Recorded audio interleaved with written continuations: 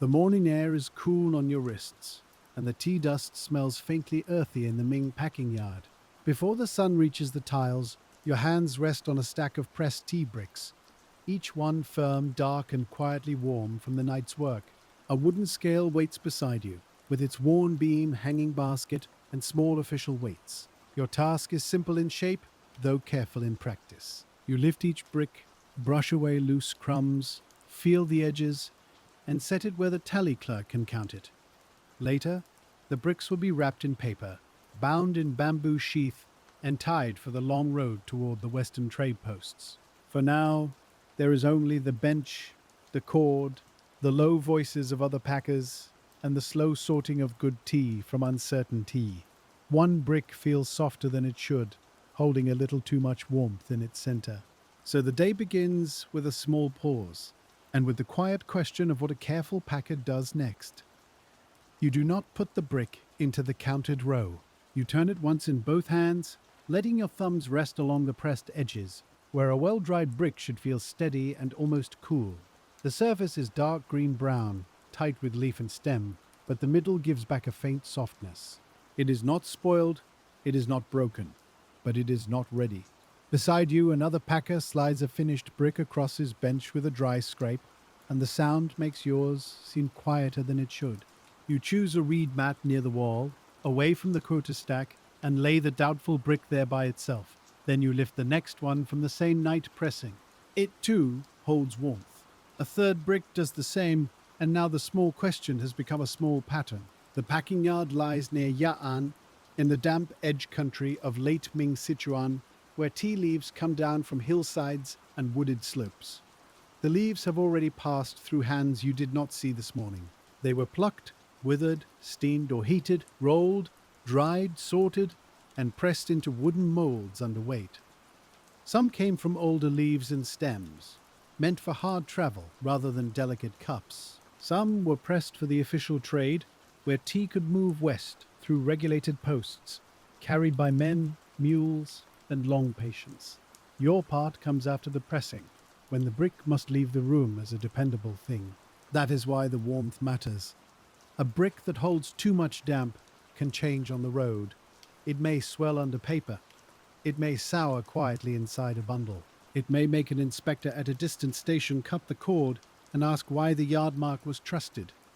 So you set the second warm brick beside the first, then the third. The reed mat begins to look less like a pause and more like an answer. The tally clerk has not looked up yet. He sits under the open side of the shed, where the first grey light reaches his writing board. His brush rests across a shallow inkstone, and beside it is the narrow tally slip for the morning's packing. He is not a high official, but his marks follow every bundle. When he counts, the yard count becomes paper. When paper is sealed, paper becomes obligation. You know this without saying it. You brush another brick with a small palm broom, and the loose crumbs fall like dull brown sand onto the bench. This brick is firm. Its corners are square enough. It gives a dry sound when you tap it lightly against the board. You place it in the good row, where 10 bricks will make a small order before being weighed again.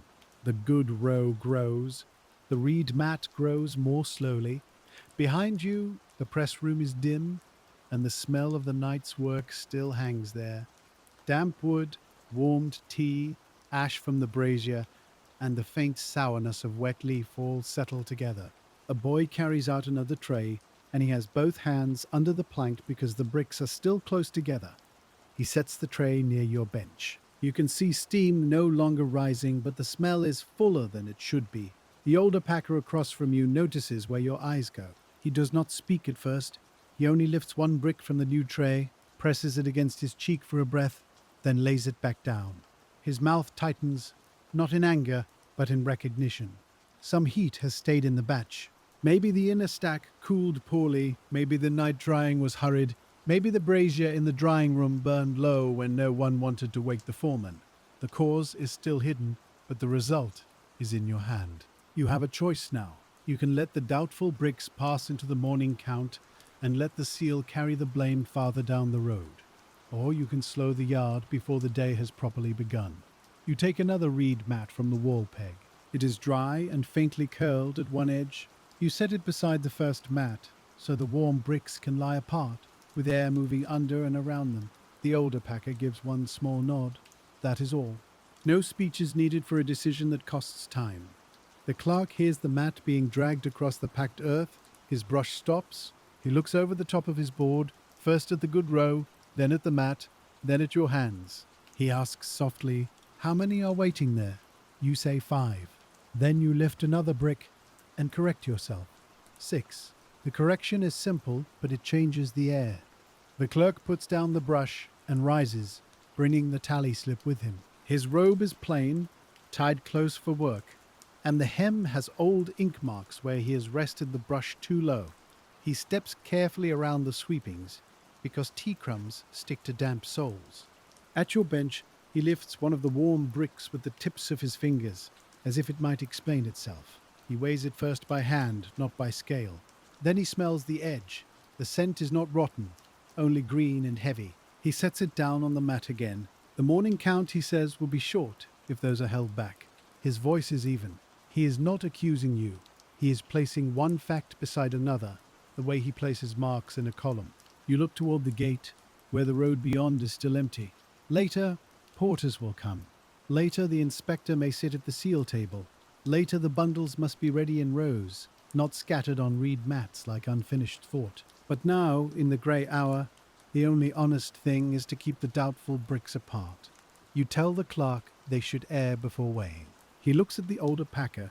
The older packer taps one brick with a knuckle, waits, and listens to the dull answer. He says they should not carry the yard mark yet. That settles it, not with drama, but with the weight of someone who has packed too many seasons to ignore a quiet warning. The clerk returns to his board and draws a small note beside the expected number.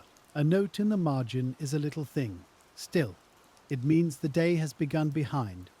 The official quota does not become smaller because tea is damp. The Western Dispatch does not wait because one corner of the drying room held its heat too long. You sweep the bench again. You lift a good brick. You place it in the hanging basket of the wooden scale. The scale beam settles, rises, then steadies. The small iron weight hangs from its cord, dark from many hands. The clerk watches the mark. He says the weight is near enough, and you move the brick to the counted row. Another brick follows, then another. The rhythm returns, but it is not quite the same rhythm. Now every brick asks to be felt. Every edge asks for attention. The light grows along the tiles above the yard wall, pale at first, then warmer. Roosters call somewhere beyond the storehouse. A mule brays in a neighboring lane. Inside the packing shed, the work remains low and close, made of hands, wood, paper, and breath. You wipe your palms on a strip of cloth tied at your waist. The cloth is never clean for long. Tea dust darkens it in patches. So does the fine powder from old bamboo sheath and the grey touch of hemp cord. The first proper stack for the tally reaches 10. The clerk counts aloud, not loudly, but clearly enough for the bench to hear. 1, 2, 3, and onward. Numbers in a packing yard are not quick things. They must be slow enough to be shared. When he reaches 10, he marks the slip. The brush moves with a faint tick at the end of each stroke. You begin the next stack. The warm bricks on the mat sit to your left, separate from the count. You keep noticing them without looking straight at them. That is part of the work too. A careful packer holds two places in the mind, the thing in the hand and the thing set aside. As the morning strengthens, more trays arrive from the press room. The boy is more careful now.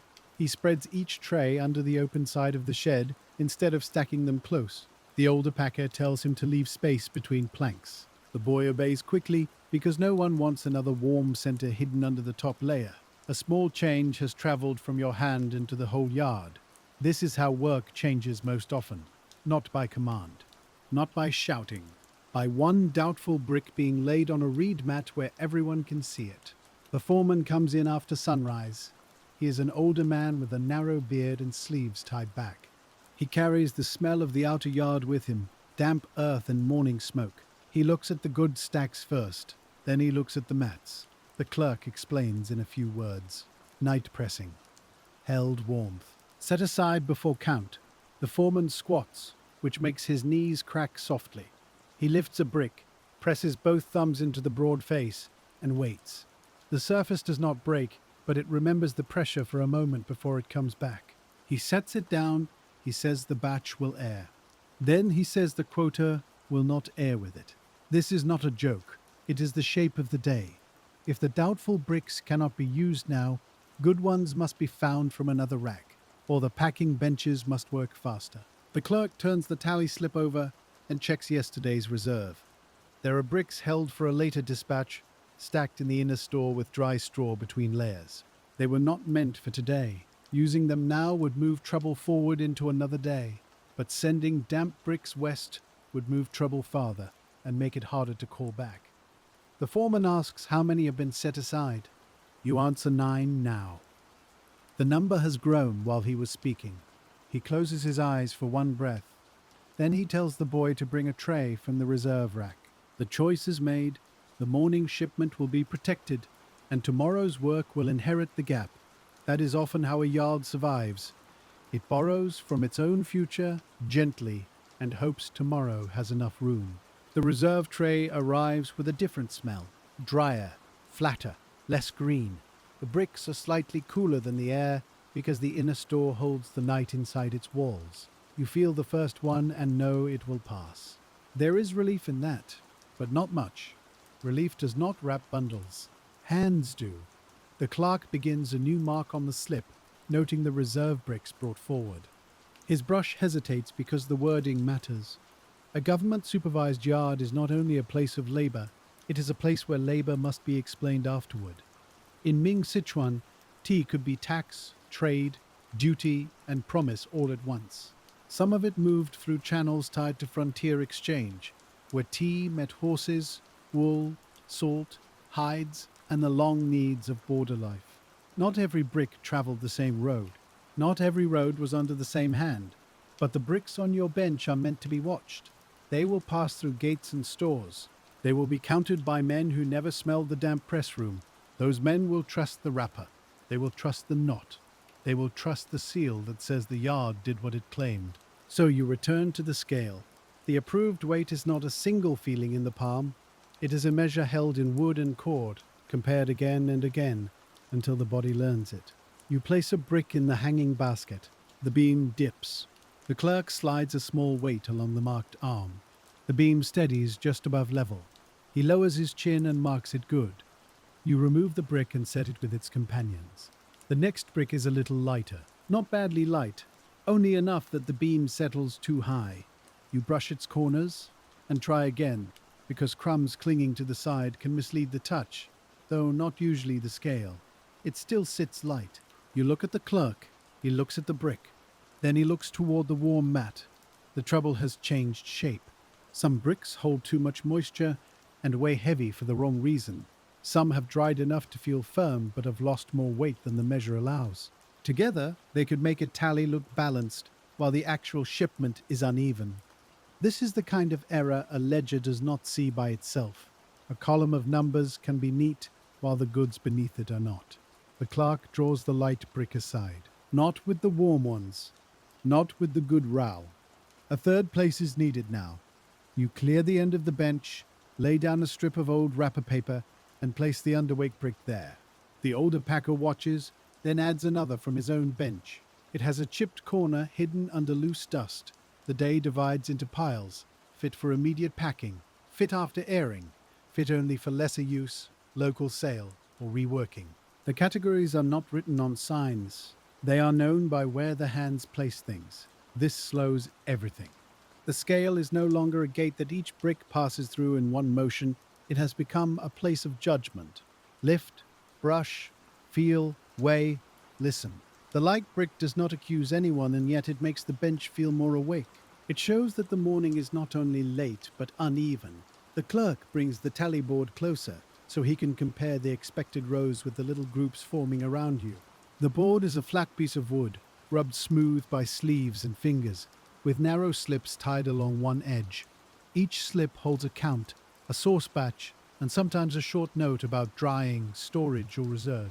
The writing is small because paper is not wasted when a few careful marks will do. You see the clerk's brush hover above one empty space, while he decides what kind of trouble this is. If the brick is simply light, it can be marked down. If the whole batch is uneven, the mark must follow the batch. Those are different things. One is a pebble in the shoe. The other is a road that must be walked with more care. The clerk asks which tray the light brick came from. You point to the second tray from the night press, the one that arrived with a fuller smell. The older packer adds that his chipped brick came from the same tray. The clerk makes a short sound in his throat, not quite a sigh, and ties a bit of red thread to the handle of that tray. In the yard, a red thread is a quiet warning. It does not stop the work. It slows the hand. You and the other packers begin taking bricks from that tray one at a time, instead of working across several trays at once. The bench becomes more orderly because it has to be. Good bricks move to the right. Warm bricks go to the reed mats. Light or damaged bricks stay on the paper strip near the end. A few heavy bricks form a fourth little place, though nobody names it at first. They look good. They feel firm on the corners. But the scale tells a softer story. One of them pulls the basket down too quickly, making the beam dip below its mark. You lift it out and hold it between both palms. It has the same deep color as the others, and the stamped mold line is clean along one face, but it feels a little dense, as if the moisture has not finished leaving the center. The older packer takes it from you and presses it near his ear. He does not expect to hear a sound, exactly. He listens for the dullness that belongs to damp compressed tea. Then he sets it near the warm bricks, though not touching them. The clerk watches this new place appear. He draws another note.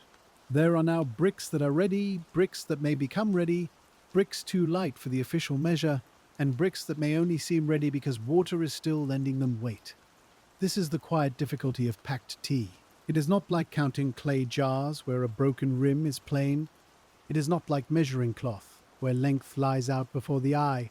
A tea brick can carry its weakness in the middle.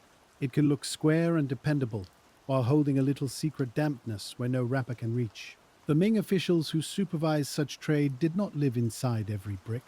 They had measures, tallies, seals, and punishments. They had clerks who wrote carefully. They had inspectors who pressed red seal paste onto paper. But the first judgment still passed through fingers like yours. You brush the next brick with the palm broom. The bristles whisper over the compressed leaf, and brown dust collects along the bench edge. This one is dry enough. Its face is rough but even. The corners are not perfect, yet they will not crumble under wrapping. You place it in the scale basket, and the beam settles with a calm little sway. The clerk gives a nod. It joins the good row. A small row becomes 10. 10 becomes 20. The numbers begin to return, but the piles beside them keep their own memory. When the boy brings another tray, the foreman stops him at the threshold. He tells him to set it on the low rack near the open air, not directly on the packed earth. The boy looks embarrassed, though no one blames him. He is young enough to think mistakes belong to people. The older men know they often belong to weather, time, wood, haste, and sleeping fires. The foreman asks who watched the drying room in the last part of the night. A man near the back raises his hand. He had banked the brazier when the smoke grew too thick. He says the outer bricks were dry to the touch. He says the room felt warm enough. His voice is low. He is not defending himself loudly, because there is no loud defense against a damp center. The foreman nods once. He says the next night racks must be opened wider before dawn. No one argues. The instruction is simple and already late. For now, your work is to mend the present. You take the good bricks and begin aligning them by size. The official measure is weight, but the bundle needs shape. If one brick has a swollen edge, it can make the wrapper strain. If another is narrow, the cord bites deeper into the bundle and leaves room for shifting, so you match faces, edges, and thickness. You make small companions of them. A long brick lies with another long brick. A slightly shallow brick goes between two steady ones where the pressure will be even. This is not written in the clerk's tally, but it matters on the road. A porter will feel that choice later, under a shoulder pole. A mule handler will feel it when the load hangs true. A checkpoint clerk may never know why a bundle sits neatly on the table, but your hands will have arranged it hours before. The morning sun rises above the roof tiles, and the yard grows brighter without becoming dry. Ya'an air carries moisture easily. It settles in sleeves. It darkens the packed earth near the water jars. It softens bamboo strips left unwisely on the ground. Tea likes dryness after it has been shaped, but the country around it is often damp, green, and patient. Beyond the yard, hills climb into mist. In those hills, leaves grow on old shrubs and small managed plots, tended by households whose names may never touch the official ledger. The leaves come down in baskets. The bricks go out in bundles. Between those two movements lies a place like this, where trade becomes something that can be counted. You turn another brick and find a small split along one edge. It is not deep. It may have opened when the pressed block cooled too quickly on one side. You rub the split gently with your thumb. A few flakes loosen. If wrapped tightly, it might hold. If jostled for days on a mountain path, it might shed crumbs into the paper and make a soft corner. The older packer sees your pause and taps the split with his nail. The sound is thin. He places it in the lesser pile. The clerk marks one more loss. The good row is still growing, but not fast enough. The foreman sends the boy to the inner store again. This time he asks for 2 trays, not 1. The reserve rack will feel the morning's need. A packing yard is full of such quiet exchanges. A clean wrapper used now will not be clean later. A dry brick brought forward today must be replaced tomorrow. An hour spent sorting is an hour taken from tying. Nothing disappears. It only moves. The clerk's brush records some of this movement. Your shoulders record the rest. By mid-morning, the first steam from the kitchen corner begins to drift across the yard. Rice is warming in a pot.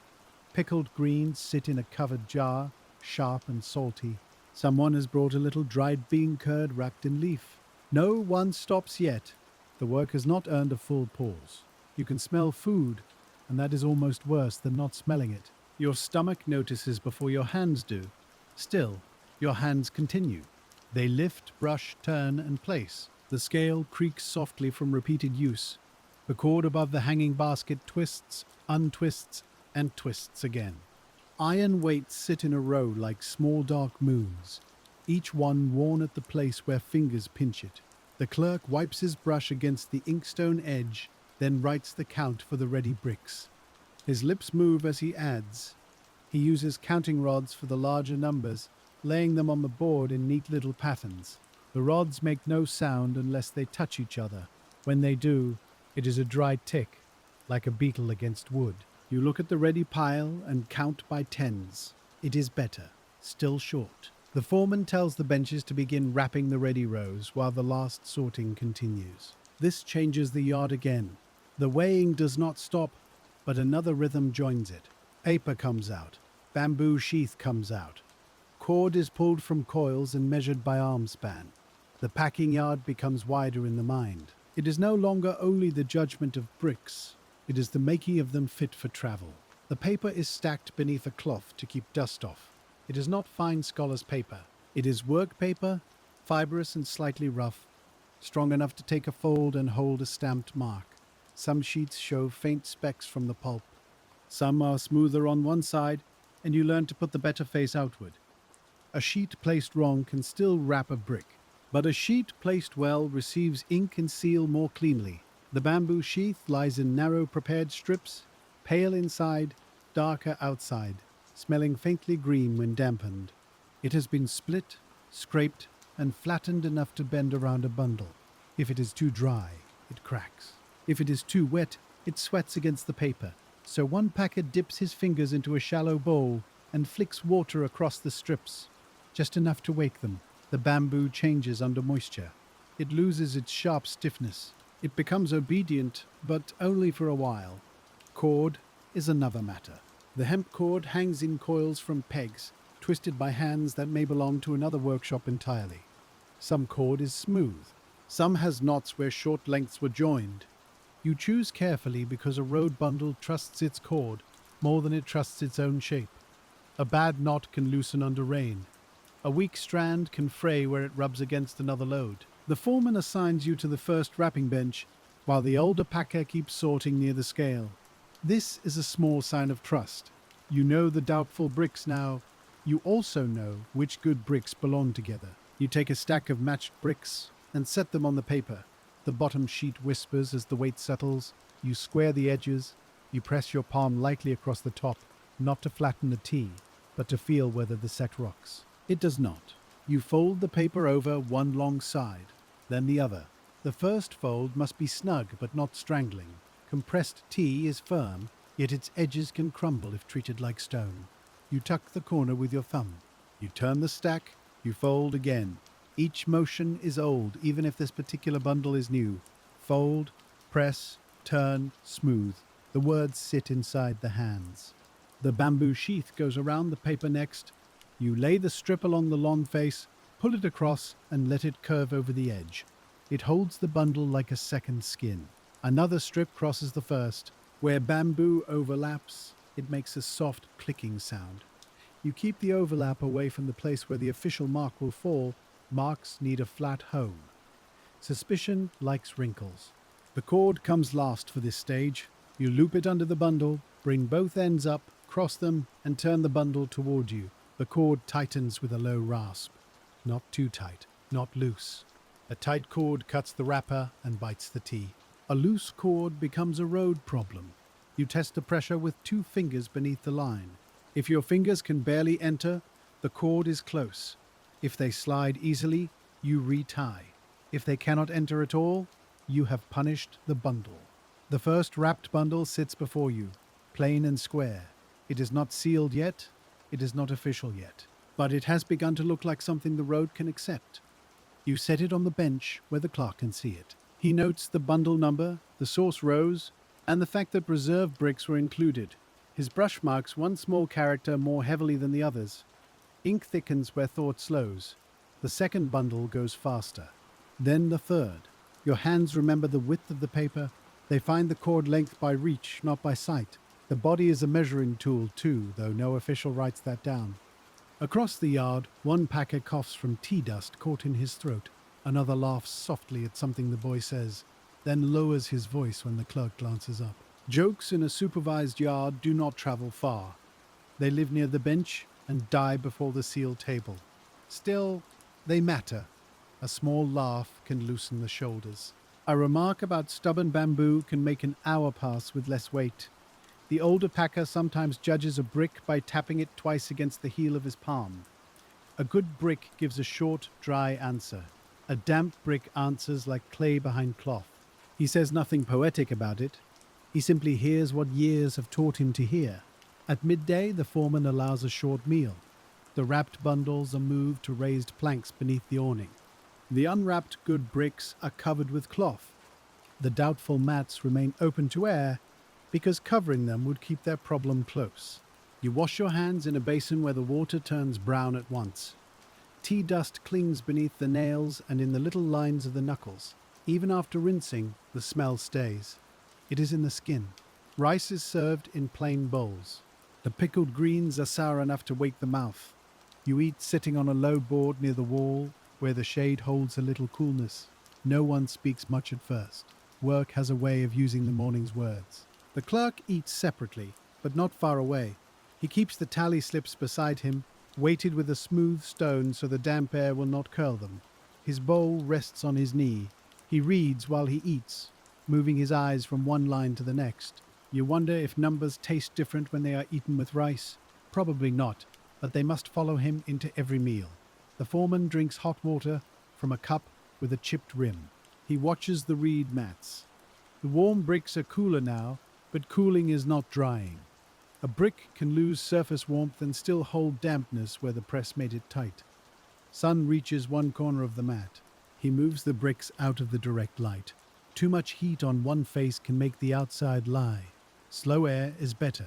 A packer beside you says, "Tomorrow will be long." No one disagrees. Today has already borrowed from it. After the meal, the yard is quieter for a short while. Bodies return to motion slowly. The first cord pulled from the coil sounds louder than before. The scale beam, left still during the meal, seems reluctant when it moves again. Then the routine gathers itself. Bricks are weighed, bundles are wrapped. The clerk counts. The foreman watches the material piles because now another shortage begins to show. The clean paper stack has gone down faster than expected. This is partly because of the rejected warm bricks. It is partly because of the resorting. But it is also because some wrappers have been used twice for checking and temporary holding, and a few have picked up smudges from damp benches. Work paper is cheap only when there is enough. When the stack lowers, every sheet becomes a decision. You smooth one sheet across the bench and see a small tear near the edge. If folded inward, it might be hidden. If the tear spreads under the cord, the wrapper could open on the road. You set it aside for inner padding. The foreman sees, and his eyes move to the remaining pile. He says to use the older stock from the storage chest. The boy opens the chest with both hands. The paper inside is drier, but yellowed at the edges. It has been stored through damp days and smoky ones. Some sheets carry a faint smell of the chestwood. You test one between thumb and forefinger. It holds. Not handsome, but sound. That is enough for inner layers, though perhaps not for the face that takes the yard mark. The official mark waits in a wooden block near the clerk's board. It is not the inspector's seal. It is the mark of the yard, the working sign that tells where the bundle was packed and under which account it entered the dispatch. The block is carved in reverse, its characters darkened by old ink. It has a handle polished by many palms. When pressed well, it leaves a clear black mark on paper. When pressed poorly, it leaves doubt. Doubt can grow legs on a road. At a checkpoint, a blurred mark can mean damp paper, careless work, worn carving, or an attempt to pass goods under a false name. Most of the time, it is only damp paper or a tired hand. But officials do not always meet doubt gently, so the mark must be clear. After several bundles are wrapped, the clerk calls you over. He has stamped one wrapper as a test. The mark is uneven. One side is dark and full. The other fades, as if the paper drank the ink in patches. He frowns at the block, then at the paper. You touch the stamped sheet near the edge. It is slightly cool. The old stock from the chest is drier to the hand, but perhaps the outer surface has taken moisture from the air since being opened. Or perhaps the block has worn along one carved line. The clerk inks the block again. He presses it onto a scrap from the first paper stack. This mark is better, but still not clean at the lower corner. The foreman comes close. He wipes the block gently with a cloth, clearing tea dust from the carved grooves. A thin paste of ink and dust has gathered where the lines are smallest. He uses a bamboo sliver to clean one corner, careful not to damage the wood. The next stamp is nearly right. Nearly is sometimes enough for a storage tag. It is not enough for an official road bundle. The clerk sets the block down beside the inkstone and lets the wet character darken in the air. He does not speak for a moment, because a mark must be judged while it is still fresh. The paper lies flat on the bench, but one corner has lifted slightly, like a leaf after rain. You lean closer, and you can see where the lower stroke has blurred into the fibers. It is not much. It is enough. You take the bundle back from the clerk before the inspector's assistant has reason to notice it. The cord is still clean. The bamboo has not fully settled into its bend. The wrapper, though, has already received its doubtful mark, and that changes what must be done. You slide your knife under the cord, not cutting, only lifting the knot loose with the blunt back of the blade. Cord should not be wasted if it can be saved. But cord remembers pressure. Once it has been pulled hard around a bundle, it keeps a small curl, and sometimes that curl refuses to lie straight again. The knot comes open. The bamboo sheath eases back with a quiet crackle. You unfold the paper carefully because the bricks inside are good, and the problem belongs only to the covering. The blurred sheet cannot face outward now. It may be kept for padding. It may line a box. It may wrap something that will not pass a road clerk's eye. But it will not carry the yard mark west. The clerk watches you set it aside, and his face shows the small pain of seeing a usable thing become less useful. Materials in a packing yard are never only materials. They are time, they are account, they are permission to finish. You take a better sheet from the first stack, one of the smoother ones held beneath the cloth. There are fewer of them now. Your fingers pause over the edges, choosing without seeming to choose. A sheet with straight grain. A sheet without damp spots. A sheet that will not drink the ink too quickly. You lay it out and set the bricks down again, making the stack square by touch. The wrapper folds over the long face. Your thumb presses the crease. The paper makes a dry, honest sound this time. The bamboo is used again because it has not cracked. You dampen one stiff end with the side of your finger, not enough to soak it, just enough to bend it back into obedience. The cord goes around once more. It is slightly shorter now because of the old knot's memory. You tie it with care, pulling the ends evenly so the line lies straight across the wrapper. When the clerk stamps this bundle, he does it slowly. He inks the block with less pressure. He wipes the bottom edge once, then he lowers it onto the paper and holds it there through a full breath. The mark lifts clean, not perfect, clean. The foreman nods. The clerk sets the bundle in the row that will wait for the inspector's seal. The rejected wrapper remains near your elbow, its blurred yard mark like a small cloud of ink. No one scolds it. No one throws it away. It simply changes place in the day. After that, the stamping becomes its own quiet watch. Every few bundles, the clerk tests the block on a scrap. Every few bundles, you run a hand over the wrapper face to feel for dampness or grit. A grain of tea dust under the paper can make a raised point. A raised point can catch the block unevenly. A smear can become a question. So you begin wiping the bench more often. The rag grows darker, your palm grows drier.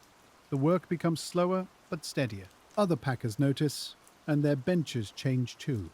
One man turns his wrapper sheets face down to keep dust from settling on the outer side. Another lifts the bamboo strips from the packed earth and lays them across a spare plank. The boy is told to carry paper with both hands and not under his arm. These are small corrections. They do not appear in the tally. But later, when a row of bundles stands clean beneath the awning, those corrections will be there. They will be hidden inside the neatness. The paper shortage does not go away. It becomes a shadow under the work. The foreman opens a second chest, one kept farther back in the store. Its lid sticks because the wood is swollen in the damp season. Two men lift it together, and the hinges complain softly.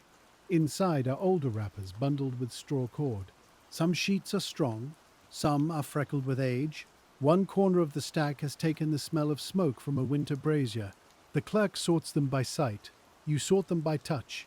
The best go to the outer faces. The uneven ones become inner guards, folded between brick and bamboo where no mark will fall.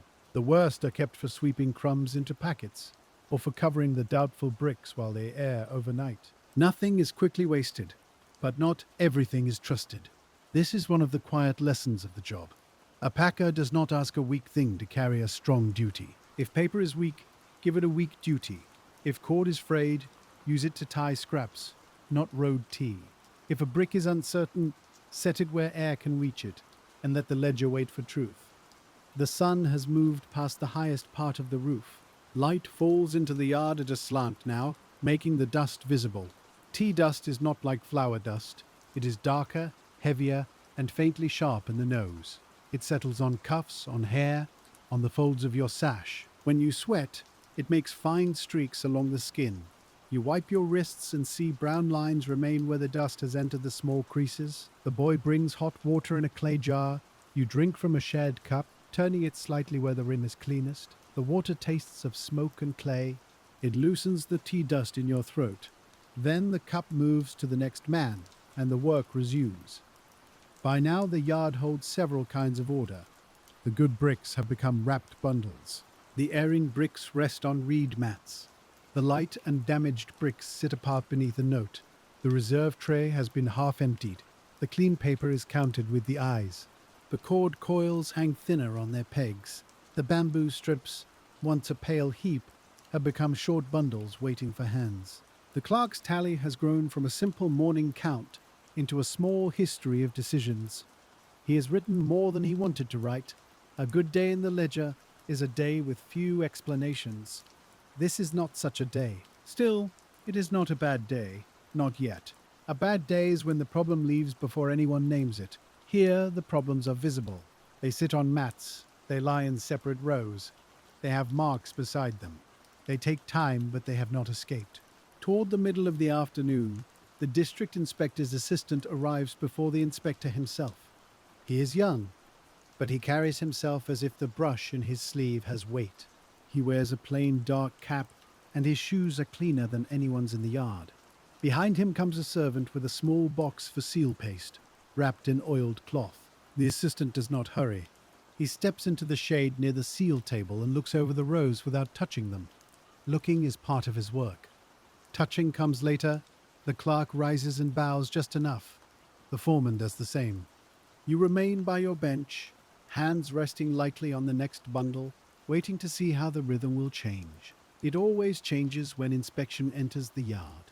Work does not stop, but it becomes more aware of itself. The assistant asks for the morning tally. The clerk brings the board and the slips, holding them with both hands. He explains the warm bricks, the reserve bricks, and the wrappers re-stamped after the block was cleaned. His voice stays even. He does not make excuses. He places each fact in order, the way a packer places bricks inside paper. The assistant listens without nodding. He asks how many were set aside from the night pressing. The clerk gives the number. He asks how many reserve bricks were brought forward. The clerk gives that number too. He asks whether any yard marks were unclear. The foreman answers before the clerk can. One bundle was opened and redone. The doubtful wrapper was retained. The assistant turns his head towards you, not sharply, only enough to connect the words with the hands that did the work. You lift the rejected wrapper from the side of the bench and carry it to the table. The blurred mark shows plainly now that the ink has dried. Its lower edge has feathered into the paper fibers. The assistant studies it. He touches nothing at first, then he presses one fingernail near the mark and tests the surface. The paper is no longer damp. The mistake has become fixed. He looks at the clean bundle that replaced it. The clerk presents that as well. The assistant compares the two marks. One cloudy, one clear. The difference is small to a hurried eye. It is large to a supervised road. He folds the rejected wrapper inward, mark to mark, and sets it beside the tally board. He says it should be kept until the inspector has seen it. That is not a punishment. It is a record. The foreman accepts this with a small bow. You return to your bench with the odd feeling of having handed over a mistake that was already repaired. Some errors end when they are corrected. Others remain as proof that correction happened. The yard must keep both. A little while later, the inspector arrives. He is not dressed richly, but he has the settled look of a man whose permission can open a gate. His robe is clean and dark. His beard is trimmed. A servant holds an umbrella above him, though the sun is mild and the sky is only beginning to gather cloud. The inspector's eyes move slowly over the yard. He sees the piles. He sees the reed mats. He sees the bundles under the awning. He sees the clerk's board, the seal paste, the scale, and the paper stacks. A yard under inspection becomes a map of its own behavior. Nothing hides well in open daylight. The inspector sits at the seal table. The servant places the paste box to his right. The assistant lays out the tally slips, the rejected wrapper, and a clean cloth. The seal itself is kept wrapped until needed. It is heavier than the yard block. Its handle is worn, but not carelessly. Its face carries authority that does not belong to the wood alone. When that seal touches a wrapper, the bundle changes in the eyes of the office. Before sealing, a bundle may be opened, corrected, rewrapped, or refused. After sealing, opening it becomes another matter. It is no longer only work. It is an offense against the mark. Everyone in the yard knows this, even those who never read the written rule. The inspector asks first to see the set-aside bricks. This is not what anyone wants, but it is what must happen. The foreman sends you and the older packer to bring them forward on the reed mats. You lift one end, the older packer lifts the other. The mat flexes under the weight. The warm bricks have cooled, and some surfaces feel drier than before, but the air around them still holds the green, heavy smell of unfinished drying. You set the mat before the seal table. The inspector does not lift a brick at once. He looks at their spacing. He looks at how they were kept apart. Then he asks who first set them aside. The clerk looks toward you. The foreman names you. The inspector's eyes settle on your hands. He asks what you felt. You answer simply, warm centers, softness under the thumb, a dull sound when tapped. You do not add more than you know. In a yard like this, too many words can make truth look decorated. The inspector lifts one brick, holding it flat in both hands. He presses near the center. He presses near the edge. Then he gives it to the assistant. who weighs it on the scale. It sits heavy, not enough to condemn it forever, enough to keep it from this road. Another brick is tested, then another. Two are firm enough after airing, but their weight still tells the same story. Moisture has not finished leaving them. The inspector returns them to the mat. He asks whether the reserve bricks have replaced the count. The clerk points to the wrapped row and explains which bundles contain reserve stock. The assistant follows the tally with his finger. Ink, paper, cord, brick. Each must agree with the others. When they do not agree, someone must say why. The inspector listens. Then he asks to see the light and damaged pile. Those bricks are brought forward too. They look less troubling than the warm ones at first glance. A light brick can look clean. A chipped brick can hide its fault against a neighbor. A split can be small enough to miss. But once separated, they become what they are. The inspector taps one split edge, and a few flakes fall onto the table. He does not frown. He only tells the assistant to mark them for lesser use. They will not carry the dispatch seal. The yard loses a few more bricks from today's ambition, but the road gains a cleaner load. Then comes the slow count of the approved bundles. This is the part your body knows. Though inspection changes its pace, you lift a bundle from the waiting row, you bring it to the seal table, you set it down with the mark facing the inspector. The clerk reads the bundle number aloud. The assistant checks the tally slip. The inspector turns the bundle slightly, looking at the paper, the bamboo crossing, and the cord. He does not unwrap. He cannot see inside. He reads the outside like a man reading weather from a courtyard wall. Paper smooth. Cord even. Yard mark clear. No swelling. No damp shine. No suspicious softness at the corners. He nods. You carry the bundle to the sealing place, a clean plank just beyond the table. The assistant opens the paste box. Inside is red seal paste, thick and slightly glossy, made from cinnabar pigment mixed with oil and fibers. It has a mineral smell under the oil. The assistant stirs it with a small spatula, turning the paste until its surface shines evenly. The seal is pressed lightly into the paste first.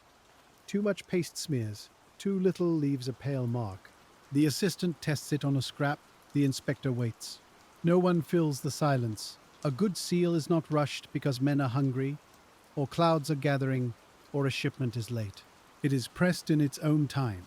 The first approved bundle lies before the inspector. He aligns the seal over the prepared space, avoiding the bamboo overlap and the cord line. He lowers it with both hands. There is a soft pressure, not a sound exactly, but the feeling of something being finished. He holds it there. Then he lifts. A red square remains on the paper. Wet, bright, official. For a moment everyone looks at it. Not because it is beautiful, though in a way it is. Because after that mark, the bundle belongs to a stricter world. You carry it to the official row and set it down on raised planks. You do not let the fresh seal touch another bundle. The paste needs time to skin over. The second bundle is brought, read aloud, checked, turned, nodded through, sealed, placed. The rhythm forms: lift, read, check, turn, seal, carry, set. Each word could be a footstep. Each footstep moves the yard from making into accounting. The inspector asks about the morning shortage after the fifth bundle. He has the answer already in the slips. Still, he asks. The clerk explains again, more formally. A portion of the night press was held back for heat and dampness. Several light or damaged bricks were separated. Reserve bricks were brought forward to complete the dispatch count. One wrapper with an unclear yard mark was removed and retained. The inspector looks at the foreman. The foreman confirms. The inspector looks at the older packer. The older packer gives one brief nod. Then the inspector looks at you. You lower your eyes. Your hands are at your sides, dusted brown along the fingers. He asks whether the warm bricks were mixed with the approved row at any time. You say no. He asks whether the bundles now sealed contain any from the set-aside mat. You say no. The clerk confirms with the tally. The assistant writes a note beside the seal count. The brush makes a thin scratch. That scratch may matter later. It may never be read again. The yard lives with both possibilities. The count resumes. Clouds begin to gather beyond the roofline. You can see them only when you turn toward the awning. The light has gone softer. Not dark, just filtered. The air feels closer against the skin. Ya'an is used to wet breath from hills and rivers, and no one trusts an afternoon sky for long. The foreman sees it too. He tells the boy to check the mats stored near the gate. The boy runs, then remembers himself near the inspector and slows to a quick walk. The sealing continues. The inspector works carefully but not slowly enough to waste the day. He has done this before. His hands know the weight of the seal. His assistant knows when to refresh the paste. You learn to watch the paste by its shine, because a dull surface gives a broken edge. When the red begins to thicken, the assistant folds it inward with the spatula, slow as turning dough. The inspector does not speak while this is done. He rests the seal face down on a clean scrap, away from dust, away from careless sleeves. You stand near the plank with the next bundle in your arms, feeling the weight settle against your forearms. The cord presses a faint line into your skin. The bundle is not heavy in the way a stone is heavy. It is heavy in the way a promise is heavy. It has passed through leaf gatherers, boilers, rollers, mold men, drying racks, clerks, and now your hands. Soon it will pass beyond the yard. The inspector glances at the sky once, then returns to the wrapper before him. He does not let the clouds hurry the seal. That steadiness changes the room in a small way. Even the boy by the mats stops shifting from foot to foot. The next seal falls clean. The red square sits bright against the work paper, its edges sharp enough to satisfy the assistant. You carry it carefully, holding the bundle level. Fresh paste can smear if one sealed bundle brushes another. A smear might look like rain damage later. It might look like tampering. So the sealed bundles are set apart with narrow spaces between them, like bricks cooling after firing. The row grows slowly. Each finished bundle takes its place on the raised planks beneath the awning. The first few seals darken as they dry. The red turns from wet brightness to a deeper, steadier color. You can smell the paste faintly when you lean close. Mineral, oil, and paper. It is not a smell of tea, but by afternoon it belongs to tea just the same. The clerk reads every number aloud. His voice grows rougher, but he does not shorten the words. A rushed number can split itself in the ear. A split number can become two different counts by evening. So he speaks plainly. The assistant answers each count before the inspector seals. The foreman watches the sealed row, counting silently with his thumb against his finger joints. You move between bench and table, table and plank, lift, wait, set, return. The pattern fills the body until there is little room for other thought. Then the inspector pauses over one bundle longer than the others. It is not the yard mark. That mark is clear. It is not the cord. The cord lies well. His finger hovers near one corner where the paper rounds slightly over the brick beneath. You feel your shoulders become still. The assistant leans in. The inspector presses the corner lightly. The wrapper gives a little, then holds. He asks which bricks were in this bundle. The clerk looks to the tally. Reserve stock, matched from the inner rack, second tray. You remember that set.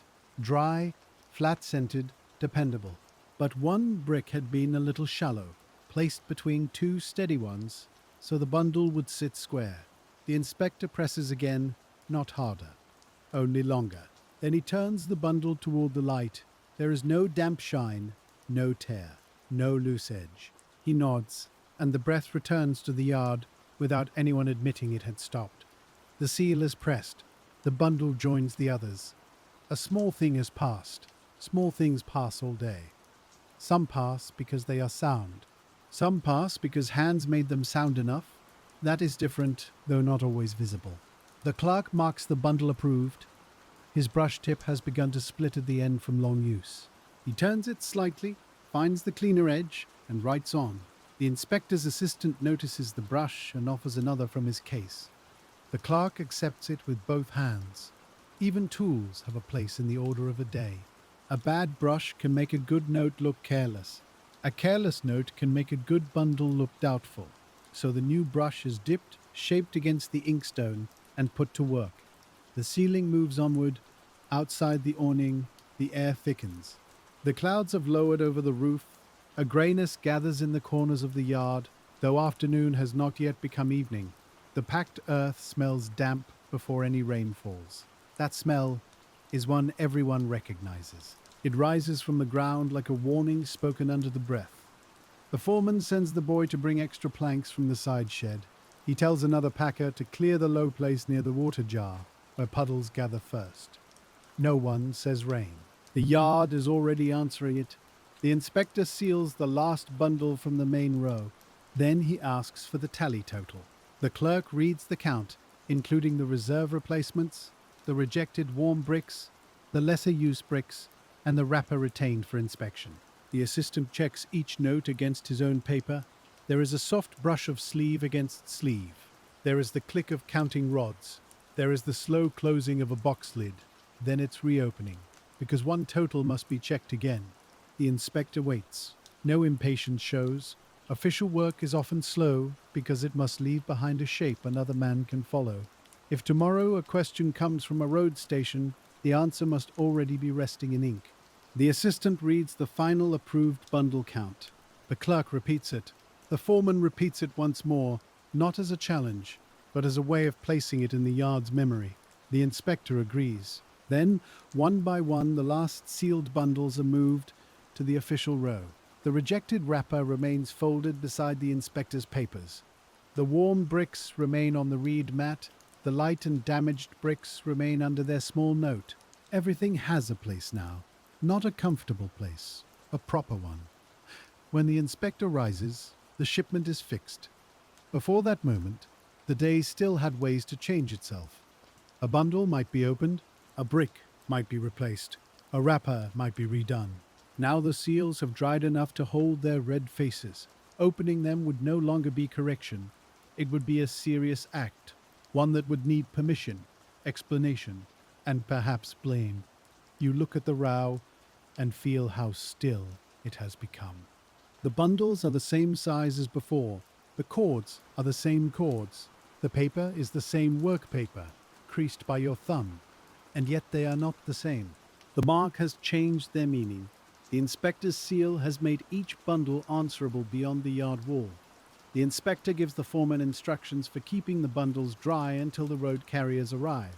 His words are plain. Raised planks, covered rows, no direct heat, no stacking against damp earth, no movement without record. The foreman listens, though he knows these things already. Sometimes a rule must be heard aloud so that everyone can stand under it together. The assistant wraps the seal, the paste box is closed and tied. The tally slips are gathered, except for the working copy that remains with the clerk. The inspector looks once more toward the reed mat of set-aside bricks. He tells the clerk to account for them after further airing. Not today. Not under this seal. Then he steps away from the table. His servant raises the umbrella again, though the first rain still has not fallen. The official party leaves through the side gate, slower than the weather, faster than your tired hands would like. For a moment after they go, no one moves. The yard listens to itself. Then the foreman claps his hands once, softly, not to startle, only to release the stillness. The sealed bundles must be moved deeper under the awning. The planks must be raised. The mats must be brought. The day has not finished with you. You bend to the nearest bundle, but now you lift it differently. Before the seal, your hands made changes. Now your hands protect. You slide both palms under the bundle, keeping the sealed face up.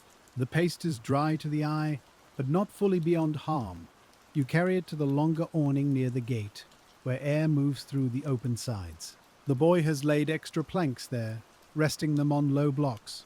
The planks are old, scarred, and faintly warped. The foreman kneels to test them. If a plank rocks, the bundles will rock. If a bundle rocks, cord rubs paper.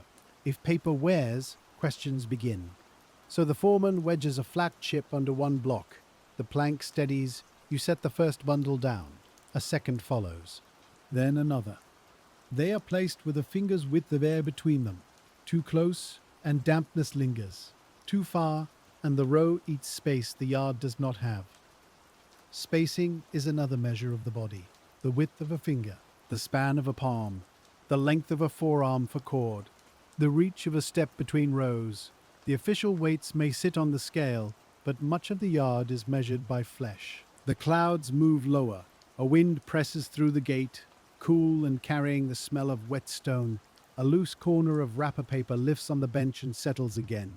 The boy runs to catch it before it skids toward the earth. He catches it with both hands, proud for a breath, then embarrassed to be seen. The older packer smiles without showing his teeth. The first drops strike the courtyard tiles near the office roof.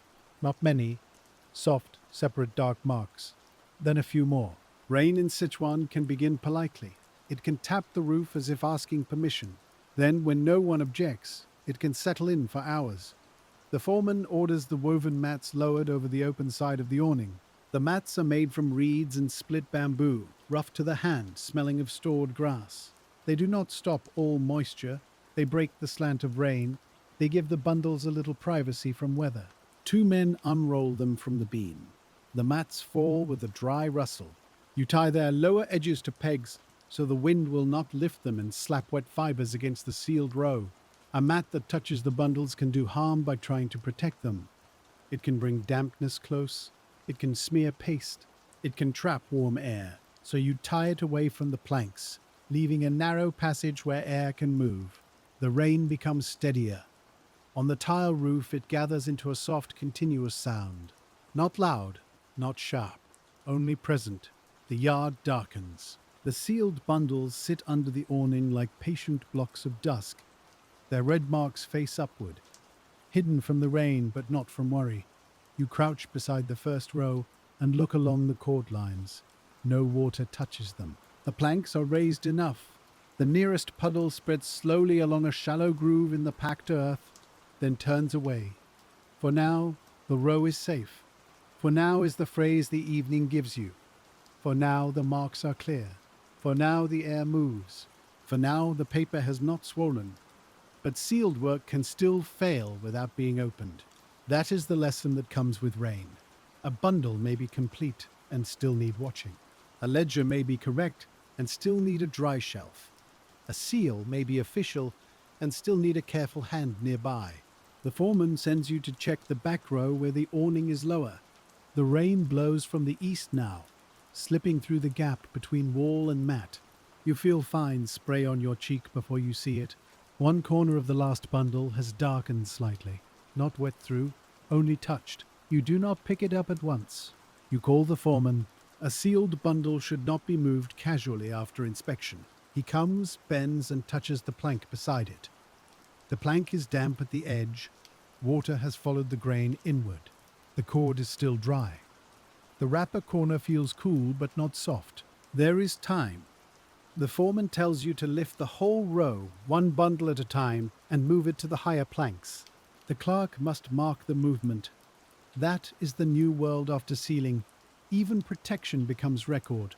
The clerk comes with his board tucked under his sleeve. Rain has made the air too damp for loose papers, so he keeps them weighted beneath a cover. He writes as each bundle is shifted. Not far, only one row inward, but the numbers move. The assistant's tally may later say the bundles weighted under the gate awning.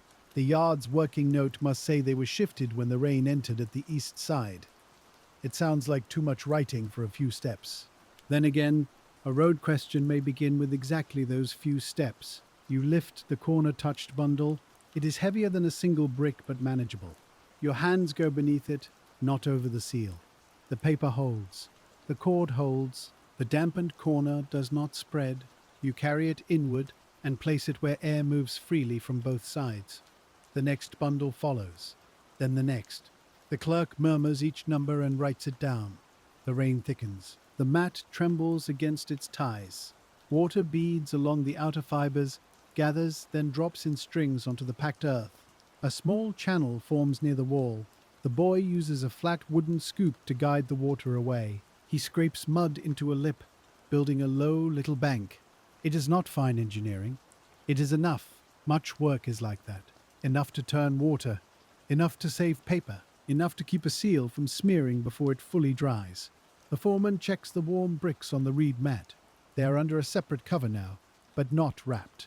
He will not let rain touch them. He will not close them in either. They must breathe. He moves the mat deeper into the shed and sets it on two narrow poles so air can pass below. Those bricks have fallen out of the official day, yet they still make demands. A rejected thing is not free of care. Sometimes it needs more care, because no seal protects its place in the world. By late afternoon, the yard is divided into little weather stations. The sealed bundles under the gate awning, the warm bricks near the inner shed, the lesser-used bricks under paper, the cord coils moved away from the open wall, the bamboo strips covered with cloth, so they do not drink too much rain. The clean wrappers return to the chest, except for those already counted for use. Every material responds to dampness in its own language. Paper curls, cord slackens, bamboo swells, tea softens, ink feathers. Seal paste loses its clean edge if touched too soon. You learn to listen to all of them. The foreman decides against using a large brazier near the sealed bundles. Heat can drive dampness from the air, but heat can also wake the tea inside. Too much warmth after sealing would be a second version of the morning's problem. No one wants a dry wrap around a sweating center. Instead, he orders 2 small charcoal braziers, placed at a distance near the open passage where air enters. Their task is not to heat the bundles. Their task is to take the chill from the wet air and keep it moving. A safe distance matters. A brazier too close can warm one side of a bundle. A brazier too far does nothing. So you and the older packer carry them carefully, one at a time, using iron hooks through the side rings. The charcoal glows low, covered with ash. It gives more breath than flame. The smell is mild, woody and clean compared with a damp yard. You place the first brazier near the open aisle, where the foreman points. He kneels, holds his palm between brazier and bundle, and waits. If he feels heat, it is too close. If he feels only a dryness in the air, it is near enough. He shifts it back half a step, then another inch. The second brazier goes near the far corner, where the east rain had entered. You place a clay tile beneath it so no coal can fall into straw or paper scraps. Every fire in a packing yard is useful and unwelcome. It dries, it warms, it also threatens, so it must be kept low, watched and treated like a guest who cannot be fully trusted. The sealed row breathes in the small current between mat and wall. You walk along it with your hand open, feeling for air, not touching the seals, not brushing the paper, only feeling. Some places are still, some carry a faint movement. The foreman tells you to open the lower tie of one mat a hand's width. Rain might enter if the wind turns. Still air will certainly linger if nothing changes. You loosen the tie. The mat lifts slightly. A thin line of grey light appears beneath it. Air slips in. The smell of wet earth grows stronger, but so does the movement. The foreman watches the first bundle in that line for several breaths. The wrapper does not stir. The seal does not shine wet. He leaves the gap. Skill often looks like small permission. Let in a little air. Keep out most rain.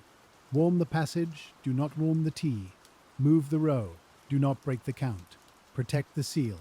Do not touch it.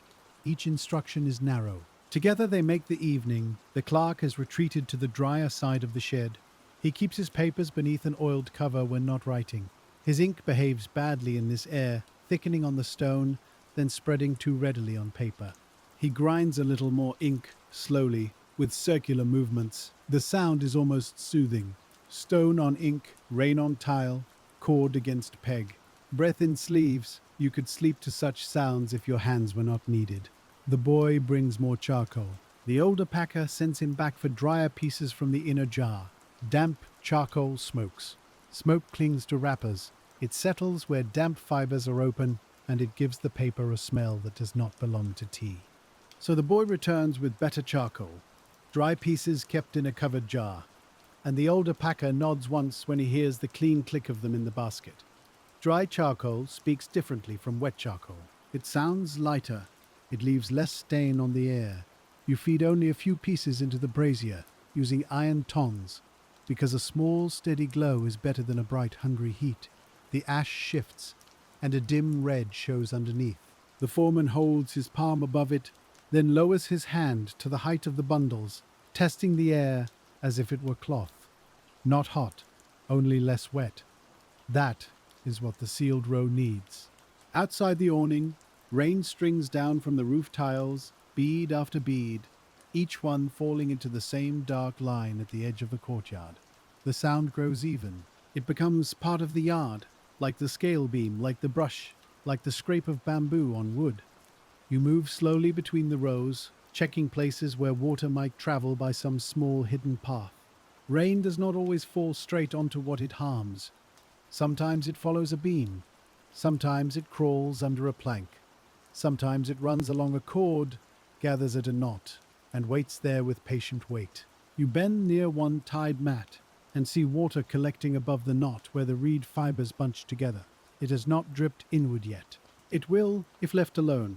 You untie the lower loop, shift the mat outward by a finger's width, and tie it again so the water falls away from the row. The movement is small, the consequence is not. A single drip repeated through an evening can soften a corner, lure a seal, or make a clerk at the next station ask why a marked bundle looks handled. The foreman notices your adjustment and comes to look. He runs his eyes from the wet knot to the dry plank beneath it. Then he tells the boy to check every lower tie along the awning. The boy moves from peg to peg, crouching, tugging, peering, learning the quiet geometry of rain. The older packer follows behind him without saying much. When a tie is wrong, he points with 2 fingers. When it is right, he leaves it alone. There is kindness in that. A young worker learns not only from correction, but from the places no one touches. The sealed bundles remain still. Their paper faces have darkened slightly in the damp air, not from wetting, but from the evening light and the heaviness around them. The red seals sit like small square embers that have cooled into authority. You do not touch them. You look for shine. A wet seal shines differently from a dry one. Fresh paste has a soft glow, oil rising through pigment. Rain smear has a broken shine, uneven at the edge, and the red begins to spread into the paper like dye in old cloth. You see no smear, only the slow deepening of drying paste. For now, the inspector's mark holds. The clerk calls you over to the dry side of the shed. He has laid his working tally beneath the oiled cover, with only the lower edge exposed where he can make notes.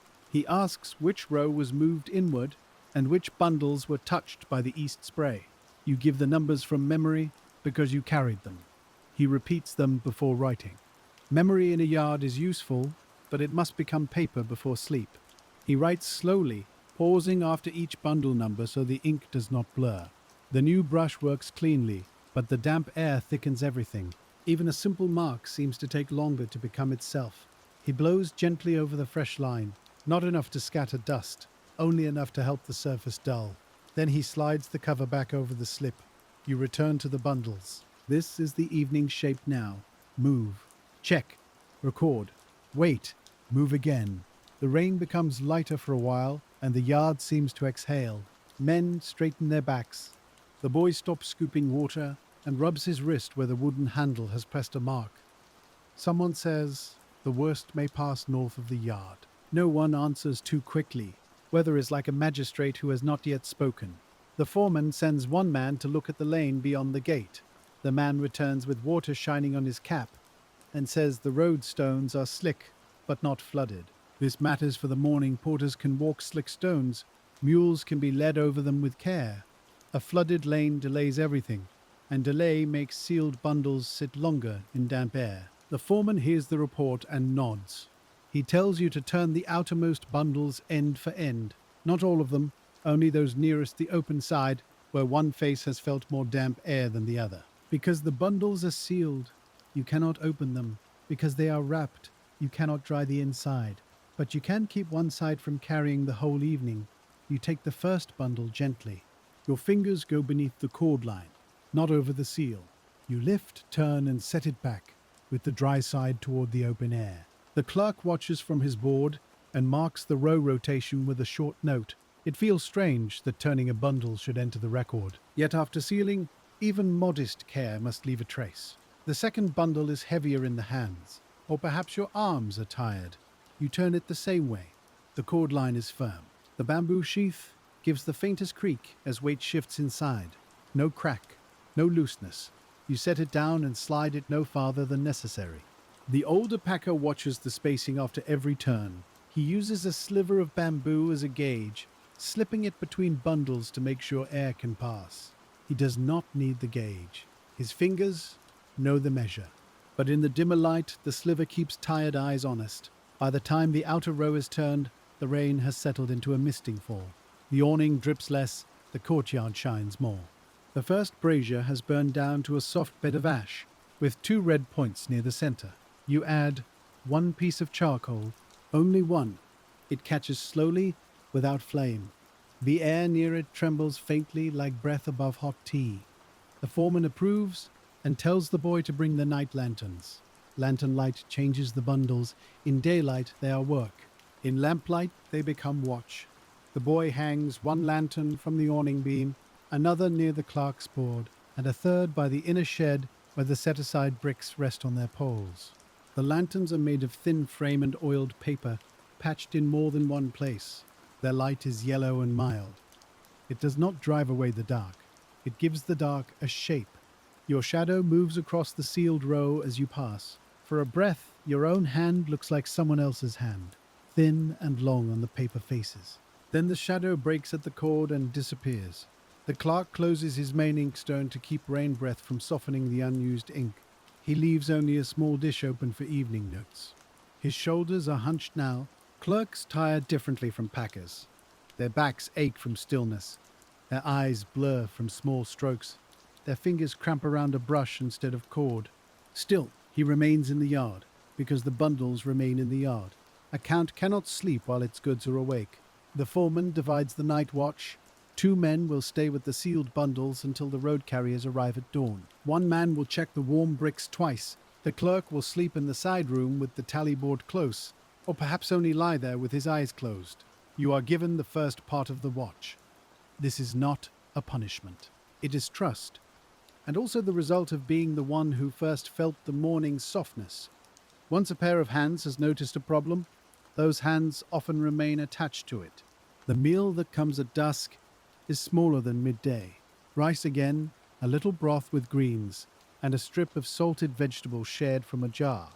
You eat standing under the awning, because sitting makes it harder to rise when the foreman calls. The rice is warm, and steam touches your face. For a little while, food changes the smell of the yard. Tea dust, wet earth, charcoal and rice mingle together. It is not pleasant in a fine way. It is pleasant because it belongs to people working late. You cup the bowl in both hands and let the heat ease your fingers. The fingertips are rough from paper edges and cord. The nails are dark. A thin line of tea dust remains at the base of each nail, no matter how often you rinse. The older packer eats beside you, quiet for several mouthfuls. Then he says, "The morning bricks were lucky you felt them early." He does not praise loudly. Praise spoken too clearly in a yard can make a man self-conscious. He says it as if naming the weather. You answer that the damp was easy to feel. He shakes his head slightly. Many things are easy to feel after one person has felt them. Before that, they are just weight in the hand.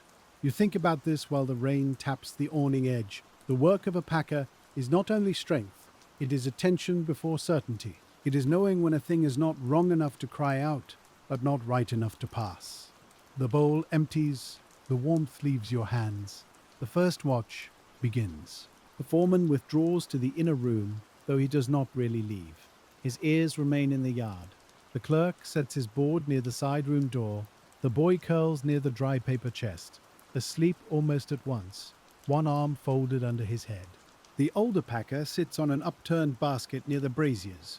You walk the rows, slowly, not because walking faster would be forbidden, because the eye sees more when the foot does not hurry. The first row is dry. The second row is dry. At the third row, one cord has relaxed slightly where the bamboo sheath rounded under it. This can happen in damp air. Hemp fiber drinks a little moisture and loses its bite. You crouch. The knot has not opened. The wrapper is not loose. Still, if a porter lifts this bundle by the cord in the morning, the slack might shift, but the seal means you cannot untie and retighten without authority. You call the older packer. He comes with the lantern held low. He looks, then presses the cord lightly where it crosses the bamboo, not near the seal. He says it has settled, not failed.